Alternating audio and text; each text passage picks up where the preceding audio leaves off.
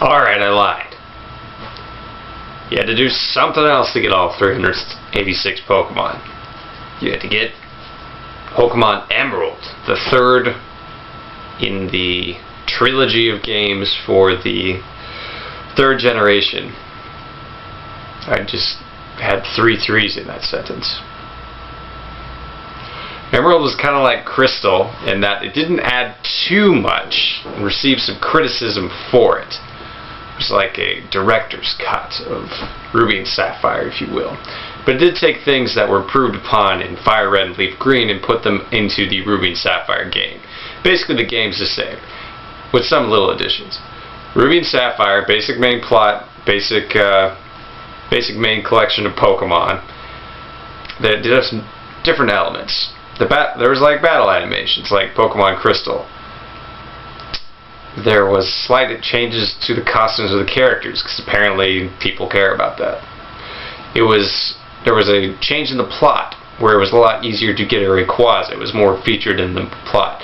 The two factions, Team Aqua and Team Magma, actually were both villains, both trying to change the world in the same game. And I believe it was easier. I believe you can actually get both legendary Pokemon in this game, Kyogre and Groudon.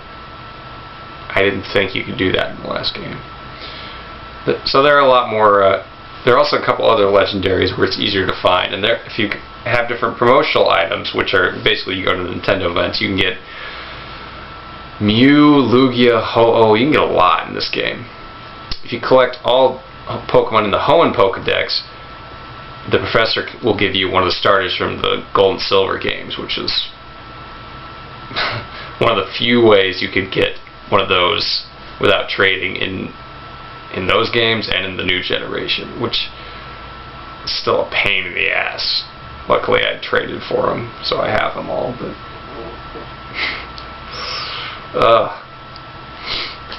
But the biggest thing in Pokemon Emerald was the battle frontier. There was like the battle tower in Pokemon Ruby and Sapphire, except greatly expanded. There were like, I believe, 7 or 8 different areas where there were slight changes in the battle rules, just make it a little bit more interesting game. There's also a few places where you can pick up some Pokemon that are only usually native to Johto or Kanto. But that was the big thing in Pokemon Emerald, was the battle frontier. That was its calling card and the main reason to buy the new game. And I've heard it's pretty interesting. I've heard it's kind of cool. I don't have Pokemon Emerald because I didn't feel like paying more for what I thought was kind of the same game.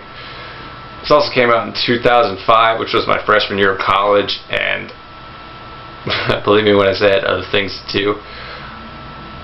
A lot of the things in this generation, I was in late high school, early college, so I didn't really have time, didn't really care about it as much. I still obviously got the core game and the franchise, played that, beat the Elite Four with 3 different teams, but I didn't get Pokemon Emerald. My friend who got it though, from college though, he said it was pretty cool. I kind of wish I had it now, because there are certain Pokemon I can't get in the new game because I don't have it. I really should spend the $20. So that's Pokemon Emerald. If you like flying sky dragons that are green, then you should probably get this game. If not, meh.